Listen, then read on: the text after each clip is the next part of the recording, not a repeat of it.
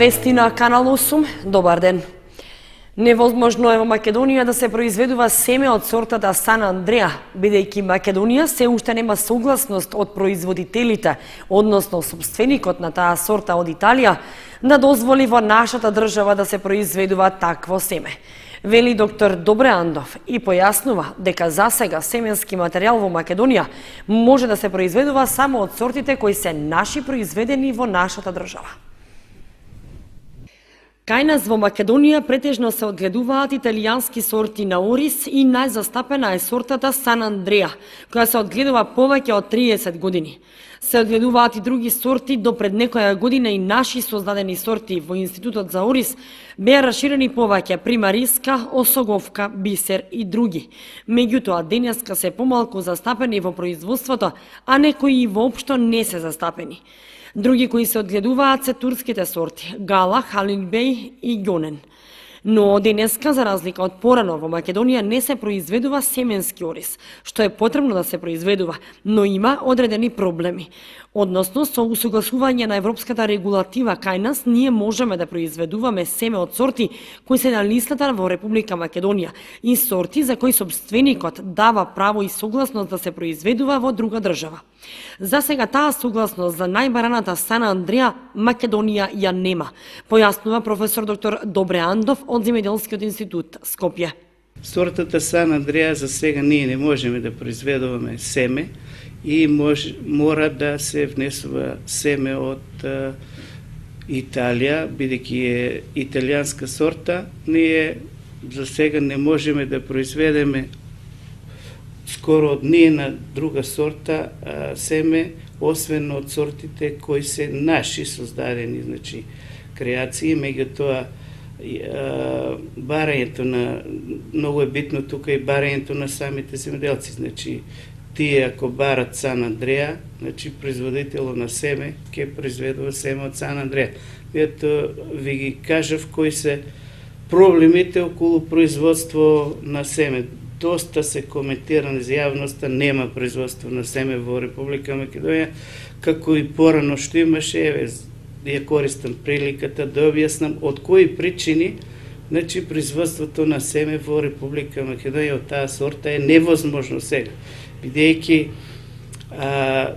собственикот на фирмата треба да даде согласност да таа сорта се произведува во Република Македонија, односно се репродуцира и одржува во Република Македонија, бидејќи тој си има авторски права. Ако не даде таква работа, значи тој ја само продава. Ние тоа не можеме да го правиме, ако го правиме ќе биде нелегално и ќе се соочиме со авторско право, односно ќе треба да одиме на суд за таа работа и таква работа нема некој намера да прави. Од тие причини, производството на семе од таа сорта, која и меѓу другото е најбарана меѓу земјоделците, е невозможно, бидејќи немаме согласност од собственикот на произведениот семенски материјал. За сега Македонија согласност за производство на семе има само од Институтот во Едрене, Република Турција, за нивните сорти, да може да се репродуцираат и произведуваат. Меѓутоа, интересот пак кај нашите земјоделци за тие сорти е многу мал, така што и производството на семе од тие сорти е мало или воопшто го нема. Друг проблем кога се работи околу семе производството, додава доктор Андов, е тоа што семе производството кога го организираше и контролираше Институтот за орис во Кочани, тогаш се произведуваше некаде околу 1000 тони семенски материјал. Меѓутоа, денеска институтот е оставен без капацитет и без можности за такво нешто. И работи во состав на Земјоделскиот институт Скопје, на Универзитетот Свети Кирил и Методи, без млад кадар, само со двајца редовни професори на институтот и еден правник, што е доста мал број за такво нешто. Треба да се работи, да се вложи во реконструкција и нов кадар, за да може да се врати семепроизводството во овој институт, појаснува доктор Андов. Намалено е нивото на водата во акумулациите Калиманци и Градче. Во Калиманци во моментов има 85 милиони метри кубни вода, а во Градче 2 милиони и 100.000 метри кубни. Од водостопанство Прегалница вела дека состојбата е стабилна. Намалено е нивото на водата во акумулациите Калиманци и Градче. Моменталната состојба на браната Калиманци е 85 милиони метри кубни вода, а кога временските услови се проследени со дожд, тогаш браната е полна и со околу 110 милиони. Од водостопанство Брегалница вела дека мерењата покажуваат дека во акумулацијата Калиманци средниот доток на вода изнесува 4 метри кубни вода во секунда. Во браната Градче пак во моментов има околу 2 милиони и 100.000 метри кубни вода, а во двете брани состојбата е стабилна со доволен простор за манипулација при врнежи. Реките се исто така во стабилна состојба. Со санирањето на критичните места на коритото на река Брегалница на потегот од Прибачево до Бурилчево, избегната е опасноста од поплави и при поголеми врнежи од водостопанство Брегалница очекуваат да се помине без поголеми проблеми. Од водостопанското предпријатие вела дека од 1 март планираат санација и на критичните точки на Оризарска река, а во моментов се работи на терен со 2 машини и се исчистени над 60% од предвидените канали за наводнување и одводнување. Согласно годишната програма за работа на предпријатието, планирано е до крајот на март 90% од каналската мрежа да бидат исчистени.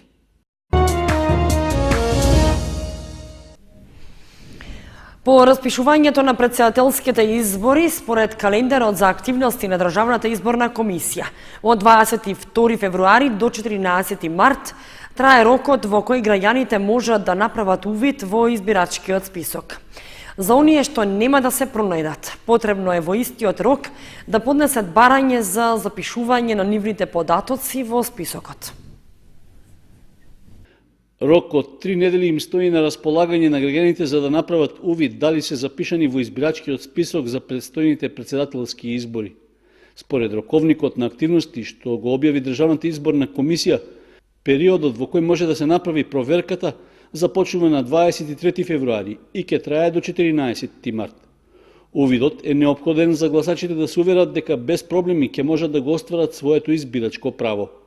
Како и во изминатите изборни циклуси, увидот може да се направи во подрачните одделенија и канцеларии на Државната изборна комисија, како и по електронски пат на интернет страницата на Државната изборна комисија. Доколку не се пронајдат во списокот, потребно е граѓаните во истиот период што е определен за увид да поднесат барање за впишување на нивните податоци. Избирачкиот список се става на јавен увид со состојба на податоци на граѓаните и тоа за граѓани со наполнети 18 години живот со важечка лична карта или пасош на денот на изборите, 21 април.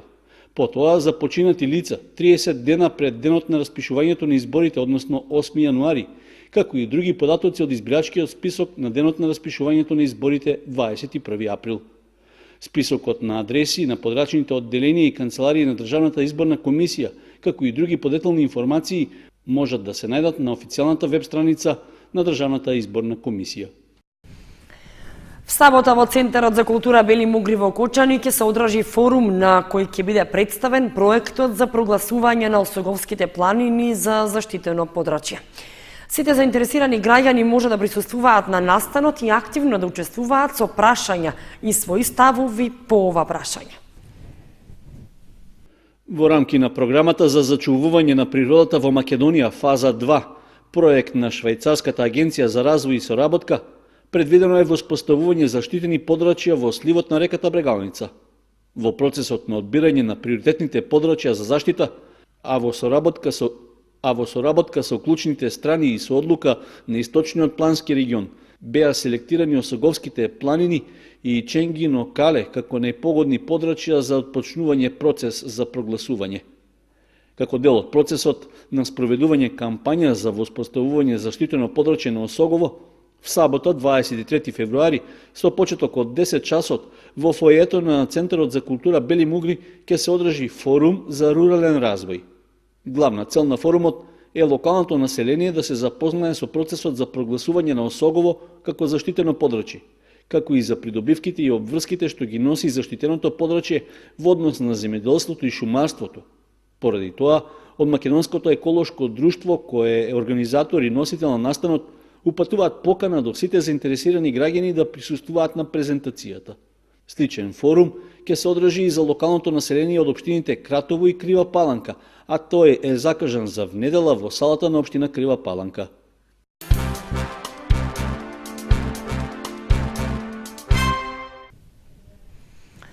...21 февруари, светскиот ден на мајчиниот јазик во општина Виница беше одбележан со поетско чествување со Љубинка Донева, поетеса, критичар и раскажувач од Кочани. На средбата беше речено дека мајчиниот јазик е богат, но ние го осиромашуваме. Сите сме родолюбци или странски кажано патриоти, а патриотизмот, поточно родолюбието, најдобро се покажува преку негувањето на јазикот. И покојниот Блаже Конески ќе рече: јазикот е нашата најширока татковина. Мајчиниот јазик е тој што не дефинира и сечи јазик е рефлекс на менталната структура на еден народ. Постоењето на суфикси и префикси, услужнувањето на префиксите во нашиот јазик е само уште еден доказ дека нашиот јазик е многу богат, а ние сами го осиромашуваме. Ако некој сака да се покаже како голем родолюбец, треба да е голем познавач на македонскиот јазик. Јазикот е дефиниција на човекот и за да го запознаеш еден човек, треба да зборуваш со него. Порача поетесата, критичар и раскажувач од Кочани Љубинка Донева, која токму во Виница го одбележа денот на мајчиниот јазик 21 февруари. Многу употреба на туѓа терминологија, многу осиромашување на македонскиот јазик, многу влијание од англискиот. Ние се лутиме, многу сме сите родолюбци или странски кажано патриоти.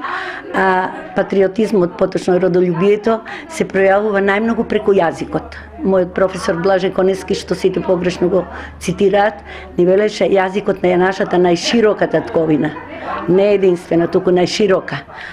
Јас сакам да додадам дека многу ми е чест што ме представувавте токму на денот на македонскиот јазик, на денот на јазикот воопшто, светскиот ден на мајчиниот јазик, и што имав чест првата песна што ми е во првата книга да му ја посветам токму на мајчиниот јазик, затоа што мајчиниот јазик е тој што не дефинира и сечиј јазик е рефлекс, одраз на менталната структура на еден народ. Според македонскиот јазик, таа структура покажува дека македонскиот народ е еден многу богат народ. Постоењето на префикси, суфикси, усложнувањето на префиксите дава огромна можност за збогатување на јазикот. За жал, ние го сиромашуваме. Ако незиното име доаѓа од љубовта, ако во неа се крие секој неоткриен збор кој никој друг немал сила да го каже, да го искаже, ако таа е она која непремолчено, гордо и без размислување зборува за она кое никој друг не се дрзнал да проговори, користејќи ја силата на зборот на се уште најсилното оружје кое го изумило човештвото, содавајќи песни кои пред нас откриваат еден поинаков, различен светоглед на се она што го гледаме, а не го забележуваме. Таа едноставно длабоко продира во душата на секој од нас, кој избрал да е обдарен со душа. Со овие зборови професорката Тања Анакиева Давидковска го дефинираше ликот и творештвото на Љубинка Донева. Поетската средба во библиотеката во Виница беше ретка можност присутните да се запознаат со творештвото на Донева, но и да уживаат во прекрасните стихови поезија. Таа во својот долгогодишен творечки опус, кој продолжува и по пензионирањето, има повеќе збирки поезија: Длабока соба, Мојата азбука, Детали во светоста, како и поезија за деца. Автор е на книгата Раскази за деца, Царка ветерка. Дел од нејзината поезија е препеана и на други јазици. Поетската средба по повод денот на мајчиниот јазик 21 февруари беше во организација на библиотеката Ванчо Праќе Виница. Поради деновите на жалост во Македонија на 14 и 15 февруари, чествувањето на Свети Трифун и Свети Валентин во библиотеката Искра беше одложено. Се одржа една недела подоцна, кога со стихови за виното и љубовта, членовите на литературниот клуб Копнеш ги одбележаа двата празника. Одложениот настан за одбележување на 14 февруари, празникот на лозарите Свети Трифун и Свети Валентин, се одржа една недела подоцна во просториите на библиотеката Искра. Настанот кој традиционално го организираат членовите на литературниот клуб Копнеш беше проследен со стихови за виното и љубовта, напишани од роднокрајните автори, вметнати во билтенот кој секоја година го печати Кочанската библиотека. Како членови на литературниот клуб Копнеш, овие празници ги чествуваме традиционално. Читаме лични творби содржани во билтенот што го издаваме секоја година пред присутна публика. Покрај тоа наздравуваме со чаша црвено вино, како што е ред за овие убави празници, празникот на виното и празникот на љубовта. Членовите на литературниот клуб Копнеш активно работат и творат и го одбележуваат секој значаен празник со литературни и поетски читања, додаде Цветкова. Како литературен клуб Копнеш работиме континуирано од 1964 година. Ги чествуваме сите поголеми празници како во традицијата, така и во литературата. Наскоро публиката ќе има можност да ги слушне нашите лични творби по повод празникот 8 март. Веднаш потоа следува празникот на поезијата 21 март. Празникот на литературата, односно на книгата и авторското право на 23 април. Кочанчани и гостите од страна што ќе ни дојдат ќе имат можност да присуствуваат и на фестивалот Мајски цвет.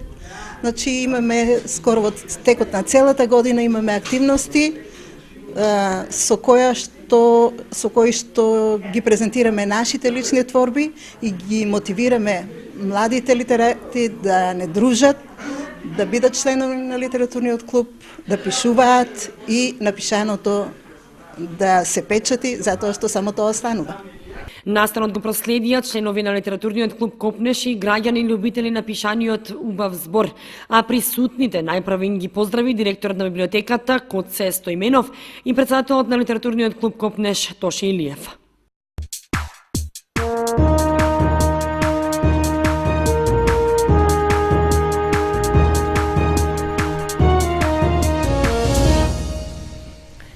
Следува информацијата од спортот.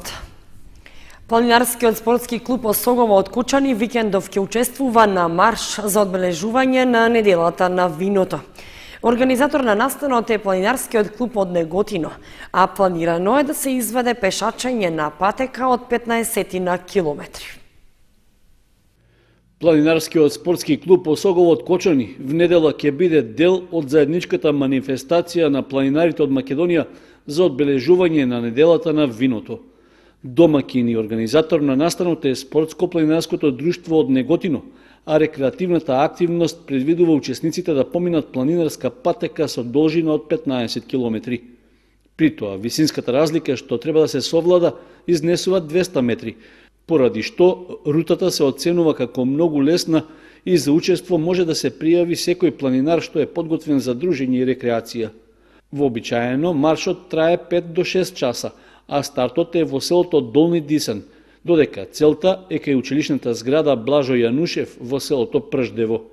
За секој учесник е обезбеден ручек, а тргнувањето кон стартната позиција е в недела во 7 часот и 30 минути од центарот на Неготино. Заинтересираните учесници за маршот од Кочани претходно треба да се пријават кај претседателот на Планинарскиот спортски клуб Осогово Тошо Антов. Цената на превозот е 500 денари, при што е вклучен и транспортот од Неготино до Дисан.